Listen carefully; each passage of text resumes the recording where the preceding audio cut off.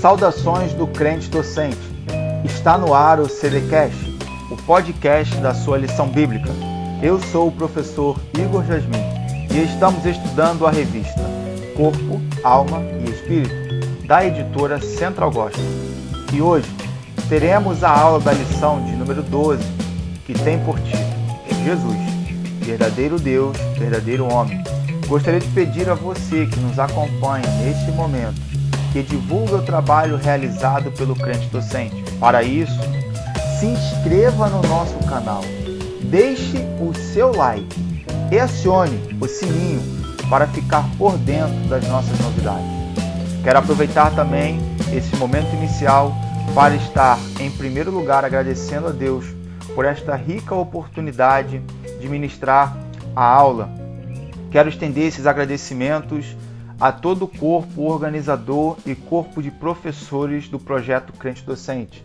Deixo aqui a minha gratidão por cada um de vocês. Introduzindo a aula, nós temos que o texto bíblico básico dessa lição encontra-se em João, capítulo 1, versos do 1 ao 13, e diz assim o texto: No princípio era o Verbo, e o Verbo estava com Deus, e o Verbo era Deus. Ele estava no princípio com Deus. Todas as coisas foram feitas por ele, e sem ele, nada do que foi feito se fez. Nele estava a vida, e a vida era a luz dos homens. E a luz resplandece nas trevas, e as trevas não a compreenderam. Houve um homem enviado de Deus, cujo nome era João. Este veio para testemunho, para que testificasse da luz, para todos que crescem por ele. Não era ele a luz, mas veio para que testificasse da luz. Ali estava a luz verdadeira, que alumia a todo homem que vem ao mundo. Estava no mundo, e o mundo foi feito por ele, e o mundo não o conheceu. Veio para o que era seu, e os seus não o receberam. Mas a todos quantos o receberam, deu-lhes o poder de serem feitos filhos de Deus, aos que creem no seu nome, os quais não nasceram do sangue, nem da vontade da carne, nem da vontade do varão, mas de Deus. O texto áureo dessa lição encontra-se em Isaías, capítulo de número 9, verso de número 6, diz assim: Porque um menino nos nasceu, um filho se nos deu, e o principado está sobre os seus ombros. E o seu nome será Maravilhoso Conselheiro, Deus Forte, Pai da Eternidade, Príncipe da Paz. Nesta lição nós temos alguns objetivos. Dentre eles, quero destacar aqui 3 pontos principais. Primeiro ponto, é muito importante conhecer as naturezas do Senhor Jesus. Em primeiro lugar, a natureza divina, originada do Pai, do Deus Todo-Poderoso. E em segundo lugar, a natureza humana, que evidencia de maneira clara e incomparável o amor que Deus tem para com os homens. Em segundo lugar, é importante conhecer a profundidade do mistério da encarnação. E aqui, nessa revista do professor, há uma frase muito interessante nos comentários que diz assim: aquele que era tudo se fez nada, para unir o nada àquele que é tudo. Repetindo, aquele que era tudo se fez nada para unir o nada àquele que é tudo. Ou seja, aquele que era tudo, Jesus, se fez nada, se fez na condição humana, para unir o nada à condição humana, aquele que é tudo, a Deus Pai. Jesus se fez servo, Jesus se fez o nada, para que nós, na condição de nada, pudéssemos ser tudo em Deus. Pudéssemos estar unidos àquele que é tudo, que é Deus. E o terceiro tópico, compreender o maravilhoso papel desempenhado por Maria ao se submeter à ação sobrenatural do Espírito Santo, enquanto houve a concepção e o nascimento sem pecado do Senhor Jesus. Uma palavra introdutória, nós temos que a palavra introdutória, ela fala um pouco sobre o texto áureo de Isaías 9:6. E isso é muito interessante porque esse texto, ele deixa bem claro alguns termos. O termo menino, que deixa claro e evidente a natureza do Senhor Jesus, a natureza humana do Senhor Jesus. E o termo filho revela a sua natureza divina, como sendo Cristo de Deus, como sendo ungido de Deus, como sendo o Filho de Deus. Então Jesus é Deus. Jesus, ele é Deus. Mas como explicar todo esse processo de Deus estar nascendo numa manjedoura? De compreender com a nossa mente humana um Deus que é todo-poderoso, um Deus que é onipresente, um Deus que é onisciente. Como entender de maneira voluntária ele se tornou numa pequena e indefesa criança por amor a nós? É isto que a lição vai tratar. É isto que a lição vai tentar iluminar em nossa mente. Como que um Deus todo-poderoso despiu-se da sua glória e se tornou uma criança pequena e indefesa por amor a nós, às nossas vidas. Então Jesus, na condição de menino, Jesus na condição de ser humano. O apóstolo Paulo, ele vai falar sobre isso, ele vai falar sobre as evidências, ele vai falar sobre tudo que fala a respeito da vida natural do Senhor Jesus. E ele diz assim, em Gálatas 4:4. Gálatas capítulo 4, verso de número 4. Mas, vindo a plenitude dos tempos, Deus enviou seu Filho, nascido de mulher, nascido sob a lei. Ou seja, Deus enviou o seu Filho, Jesus Cristo, para nascer de mulher, para estar sob a lei. Então o seu Filho, Jesus Cristo, ele nasceu na condição de ser humano, assim como nós. Por isso ele tem essa natureza humana que se assemelha à nossa. A mesma natureza humana que nós temos. Claro e evidente que ele nasceu sem pecado. Ele nasceu sem a marca do pecado sobre a sua vida. Mas ele foi semelhante a nós. Na condição de humano, ele teve um corpo semelhante a nós. Então, esse texto de Gálatas 4:4, ele indica a sua origem, em primeiro lugar, ele indica a sua origem divina, ou seja, quem enviou foi Deus, o seu Filho. Então, ele partiu da presença de Deus. Deus o enviou de sua presença. Deus o enviou de si próprio. Da sua origem em Deus, ele foi enviado.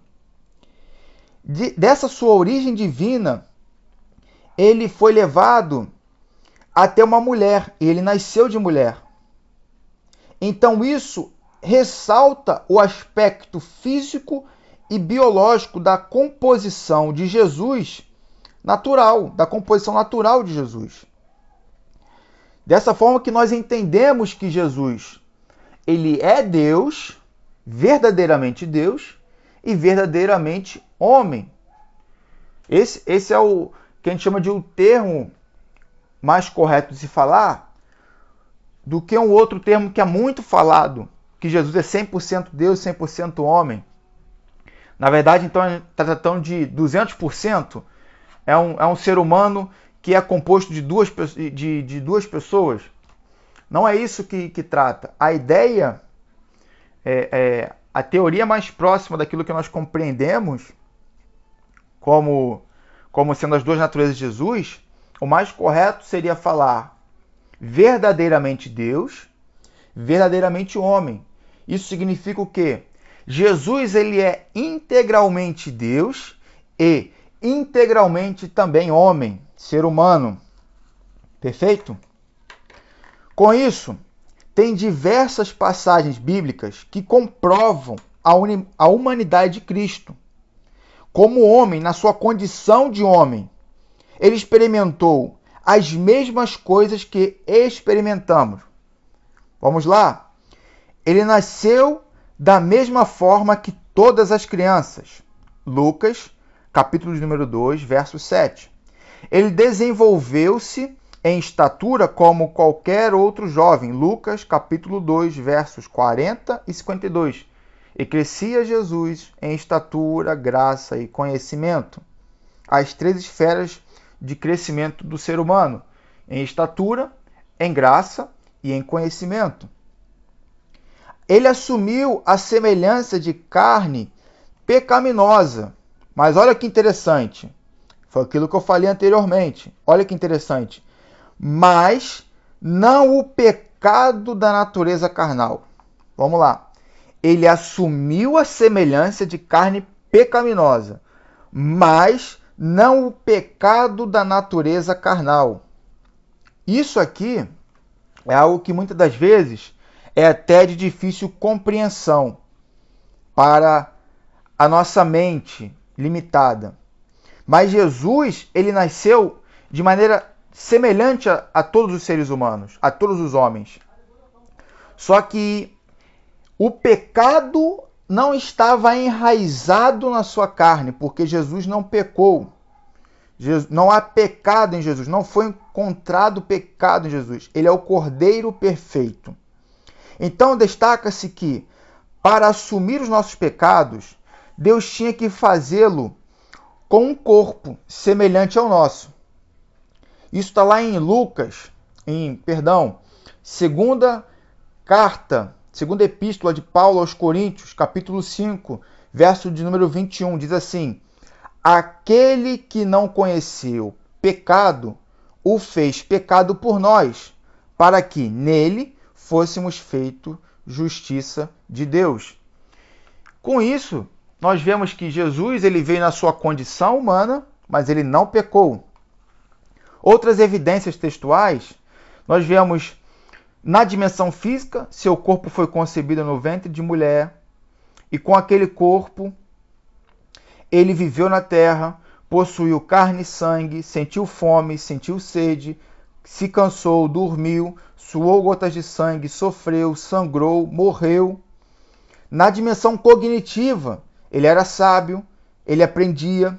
Na dimensão emocional, ele amou, ele demonstrou compaixão, ele ficou irado, ele se entristeceu, ele sentiu alegria.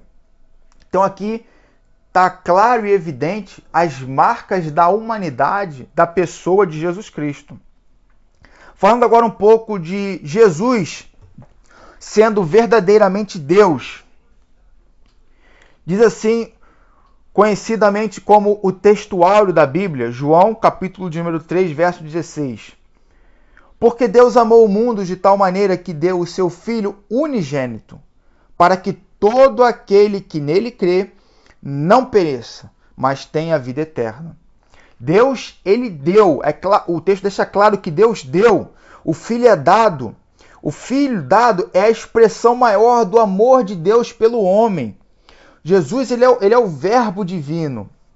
Então, quando Deus ele pegou e de si mesmo, ele entregou o seu próprio Filho, o seu Filho unigênito, em amor às nossas vidas, ele está expressando o seu amor sobre nós. Ele está expressando o seu amor pelas nossas vidas, porque nós somos homens tão incapazes, tão limitados, tão cheios de erros, de pecados. E diz o seguinte, olha só, o que fala lá em Romanos, capítulo 5, verso de número 8. Olha que interessante. Mas Deus prova o seu próprio amor para conosco pelo fato de Cristo ter morrido por nós quando ainda éramos pecadores. Ou seja, Deus provou o seu amor por nós enviando o seu Filho. enviando o seu Filho unigênito para morrer por nós, na condição ainda de pecadores. E interessante que esse texto aqui, porque existe aí uma linha teológica, né? Que todos seremos salvos. O amor, Deus é amor. O amor vai salvar a todos. Não importa o caminho, todos eles levam a Deus. São essas teorias, são essas ideias, são essas teologias deturpadas, doutrinas de demônios, doutrina de homens. Mas a sã doutrina de Deus, como o texto ele deixa bem claro, em João 3,16 diz o seguinte: para que todo aquele que nele crê não pereça, mas tenha a vida eterna. Ou seja, a condição, Deus amou o mundo, e isso é imutável, está escrito no texto, está claro no texto. Entretanto, para receber a vida eterna, existe uma condição. O amor de Deus, ele constrange o mundo, porque ainda que o mundo o rejeite, ele demonstrou o seu amor pelo mundo. Ainda que o mundo seja pecador, ele demonstrou o seu amor pelo mundo. Só que, para ser salvo, para receber a vida eterna, existe uma condição. Aí existe uma condição. Qual é a condição? Crer.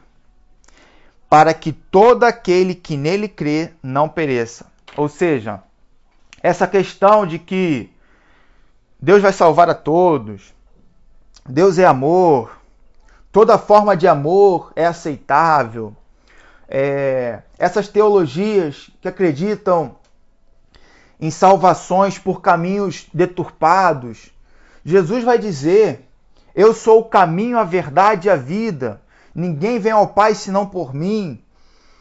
E conhecereis a verdade vos libertará. João 8:32. Então essas teologias deturpadas, nós devemos ter muito cuidado quanto a isso, para não sermos ludibriados por doutrinas de demônios, doutrinas humanas, doutrinas que muitas das vezes vêm sobre a nossa vida e nós temos que ter a palavra em nosso coração para de imediato refutá-las. É o que o apóstolo Paulo escreveu na epístola aos Gálatas, capítulo de número 1, verso de número 8, se eu não me engano, Gálatas 1:8, vai dizer sobre a prontidão dos nossos corações em refutarmos doutrinas ou um novo evangelho, um evangelho que seja apresentado além daquele que foi deixado por Jesus Cristo. Diz assim a palavra, Gálatas, capítulo 1, verso 8. Mas, ainda que nós, ou mesmo um anjo vindo do céu, pregue a vocês um evangelho diferente daquele que temos pregado, que seja anátema. O que é isso? Que seja reprovado, que seja completamente repelido, completamente refutado, que não seja aceito, que nós não venhamos a aceitar doutrinas de demônios, doutrinas de homens. A Bíblia, ela é a palavra de Deus. A Bíblia não contém, mas ela é a palavra de Deus. A Bíblia são esses 66 livros descritos ao longo de todo o seu conteúdo. Então não tem essa questão de, eu tive uma revelação. Não, a palavra de Deus é isso. Jesus, ele trouxe todo esse conhecimento. Jesus, como homem, estava sob a lei e ele cumpriu a lei. Como fala lá em Mateus 5,17, ele diz que não veio para abolir, mas para cumprir. E ele cumpriu a lei. Ele cumpriu a lei em sua totalidade. Voltando aqui, para Jesus sendo, na condição de Jesus sendo verdadeiramente Deus. O testemunho das Escrituras. No Antigo Testamento, a profecia sobre Jesus, Gênesis 3,15, vai falar sobre isso. É a primeira referência feita ao verbo divino. Isaías, capítulo 7, verso 14. Isaías vaticinou ou profetizou que a virgem conceberia e daria à luz um filho, cujo nome seria Emanuel, que significa Deus conosco. Essa profecia é uma clara referência ao Verbo que se fez carne e habitou entre nós. Miqueias, ele foi inspirado pelo Espírito do Senhor. Ele anunciou o nascimento do Messias, que foi em Belém. E ele referiu-se a Jesus, da seguinte maneira: aquele, cujas origens são desde os tempos antigos, desde os dias da eternidade. Ou seja, ele estava tratando de um ser que é antes da criação. Ele está falando sobre Jesus, pois ele é desde os dias da eternidade. Desde antes, Jesus é. Neste momento, ele continua sendo. E no futuro, no nosso futuro, no futuro do tempo humano, ele continuará sendo. Pois ele é o mesmo ontem, hoje e para todo sempre. No Novo Testamento, o Evangelho de João, ele trata de vários pontos sobre ele apresentar Jesus como divino. Alguns pontos são o testemunho do Pai, o testemunho do Filho, o testemunho do Espírito Santo, o testemunho da palavra, o testemunho de João Batista e o testemunho das obras. Então João, no seu evangelho, ele nos apresenta aquele que é divino. Ele nos apresenta Jesus como verdadeiramente Deus. E ainda, no Novo Testamento, o apóstolo Paulo, Gálatas 4, capítulo 4, versos 4 e 5, ele compreendia que havia um plano eterno a ser cumprido na plenitude dos tempos. Colossenses, capítulo 1, verso 19, capítulo 2, verso 9. O apóstolo Paulo sabia que em Cristo residia toda a plenitude. Primeira epístola a Timóteo, capítulo 3, verso 16. Um ser humano comum não poderia possuir a glória que havia em Cristo. E Tito, capítulo 2, versos 11 a 13. Paulo afirma a Tito que Deus revelou a sua graça por intermédio de Cristo para dar a salvação a todos. E aí existem muitos vaticínios, muitas profecias relacionadas ao Verbo divino gerado em um ventre humano. E a concepção sobrenatural do Senhor Jesus é um dos mais profundos e debatidos mistérios da fé cristã. Sim, porque a mente humana, por si só, de maneira limitada, de maneira incapaz, de uma maneira que o pecado já corrompeu a mente humana, já está enraizado em nossa carne, não consegue compreender de maneira plena e satisfatória como que o Filho de Deus, Jesus Cristo, pode ser gerado em um ventre humano sem ser atingido pela ação do pecado. Isso é algo que é dificílimo de entender, é algo que a nossa mente ela não consegue compreender de maneira plena, de maneira satisfatória, a ponto de não, aconteceu isso. Enfim, são coisas que a mente humana ela não consegue compreender. E aí vai dizer que Gabriel, o anjo do Senhor, declarou sobre a vida de Maria: descerá sobre ti o Espírito Santo. Isso está lá em Lucas, capítulo 1, verso 35. Gabriel falou isso para Maria. Aqui é interessante que Maria ela viu um anjo e o anjo falou com ela. E o anjo disse: descerá sobre ti o Espírito Santo. E tem um comentário dos editores do Novo Comentário Bíblico do Novo Testamento que diz assim: a concepção virginal de Jesus indica que ele é singularmente separado, o santo, expressão que aqui é mais do que um título, é uma descrição da natureza sem pecado de Jesus. O nascimento ímpar é outra razão pela qual o menino pode ser chamado de Filho de Deus. Ou seja, Jesus é inefável. Ele é inefável. Se for procurar no dicionário o significado da palavra inefável, nós vamos ver que inefável é aquilo que não pode ser descrito de maneira plena a sua natureza. A sua natureza não pode ser descrita de maneira completa, de maneira plena, de maneira satisfatória. Então Jesus ele é inefável.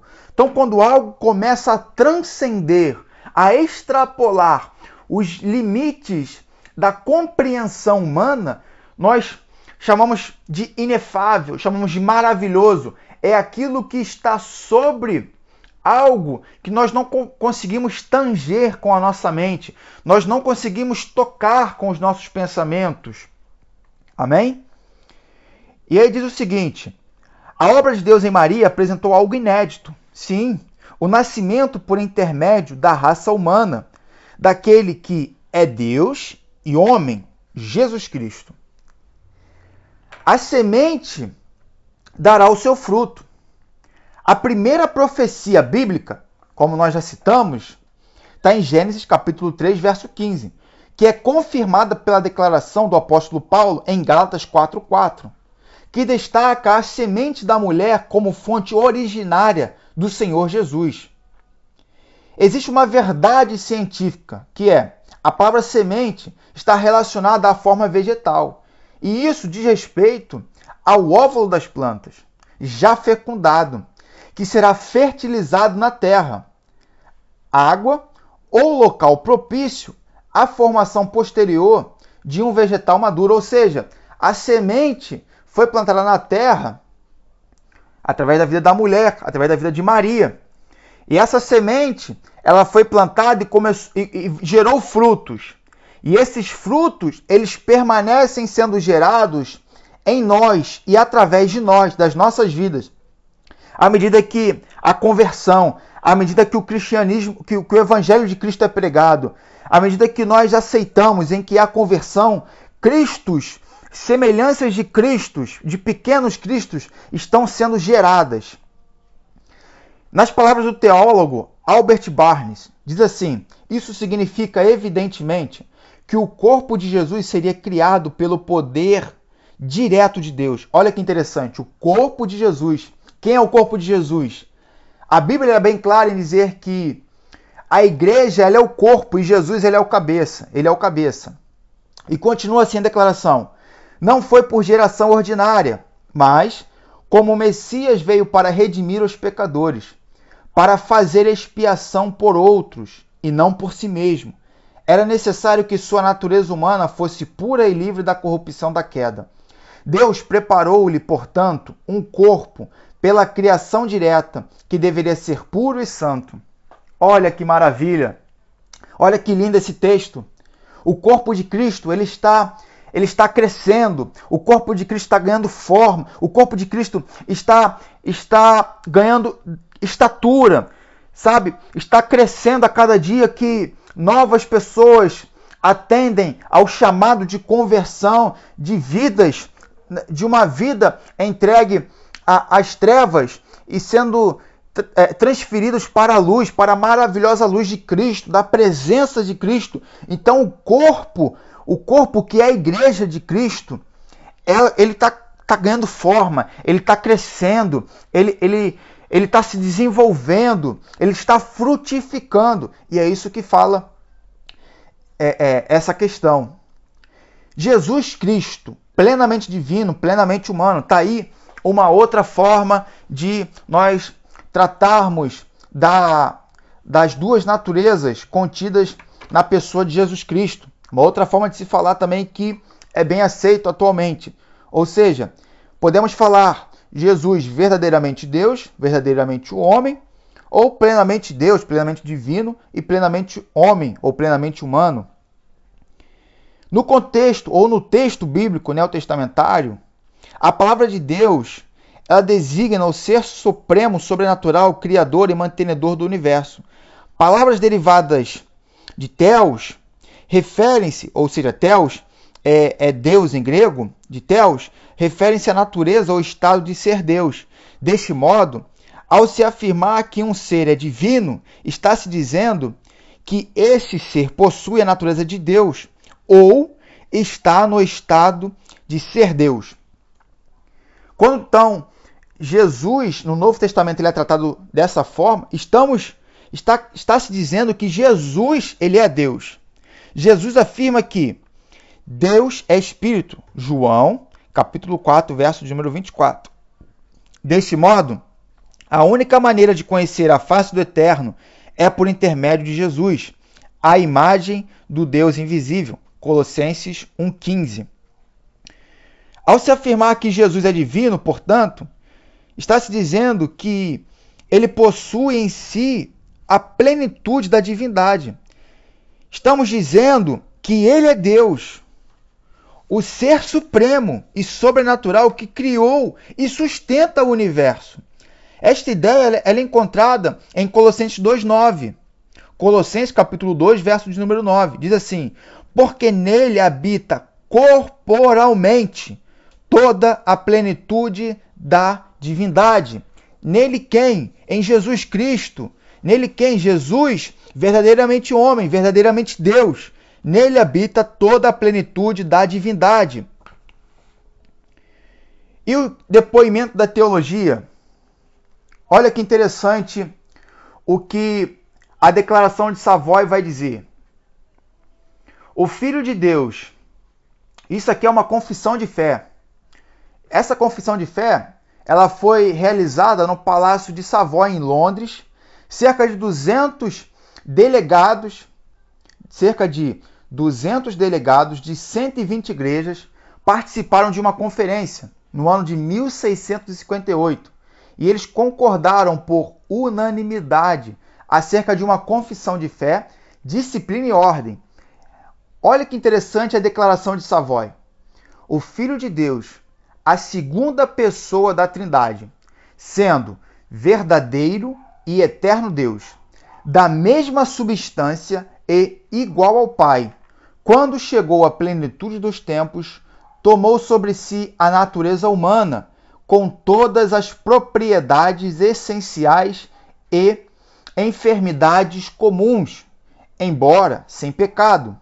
Foi concebido pelo poder do Espírito Santo no ventre da Virgem Maria e da substância dela, para que duas naturezas inteiras, perfeitas e distintas, a divindade e a humanidade, fossem inseparavelmente unidas em uma só pessoa, sem conversão, composição ou confusão.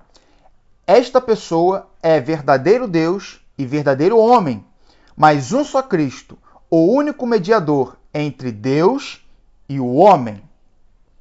Isso é muito interessante, essa confissão ela é muito interessante, porque ela deixa bem claro a compreensão das duas naturezas, a compreensão de que Jesus, ele é verdadeiramente Deus e verdadeiramente homem. Que esta palavra, que esta aula não sai do seu coração, que as mentiras que muitas das vezes, doutrinas de homens, doutrinas de espíritos malignos, não venham a de alguma forma minar a sua fé, não venham de alguma forma a começar a enraizar em seu coração teologias deturpadas, teologias contrárias à sã doutrina bíblica, à doutrina de Deus. Não permita que doutrinas que digam que Jesus não foi homem, ou que Jesus não foi Deus, ou que Jesus foi somente um grande homem. Não permita que essas doutrinas deturpadas, erradas, venham de alguma forma enraizar no seu coração pensamentos contrários à Bíblia. E aqui, para concluir, eu deixo Romanos, capítulo 5, verso 12 e 18. Diz assim: assim como um só pecado condenou todos os seres humanos, assim também um só ato de salvação liberta todos e lhes dá a vida. Esse é o verso 18. Verso 12. Pelo que, como por um homem entrou o pecado no mundo, e pelo pecado a morte, assim também a morte passou a todos os homens, por isso que todos pecaram. Ou seja, todos pecaram, mas Jesus, ele é o nosso caminho que nos leva de volta a uma vida com Deus. Jesus, ele é a nossa salvação. Jesus, ele é o caminho que nos dá o livre acesso ao Pai. Jesus, ele é o caminho que restaura, que religa a humanidade, a raça humana, os seres humanos com o relacionamento com o Deus Todo-Poderoso. 3 pontos para finalizar. Deus fez-se homem para salvar o homem. Deus fez-se homem para salvar o homem. Deus fez-se homem assumindo a forma de servo para reconciliar consigo o mundo. Por fim, Deus fez-se homem para tornar os filhos dos homens filhos de Deus. Quero agradecer a todos os ouvintes que permaneceram até o final desta aula. Quero agradecer a você, amado ouvinte, que nos acompanha, que acompanha o trabalho do Crente Docente. Quero dizer que você tenha uma vida abençoada, que você possa estar sempre crescendo em estatura, graça e conhecimento. Que você possa sempre estar tendo uma fome e uma sede da palavra de Deus. E eu creio que no nome de Jesus, no nome do Filho amado de Jesus Cristo, a sua vida será uma bênção. Em nome de Jesus. Fica com Deus. Um grande abraço.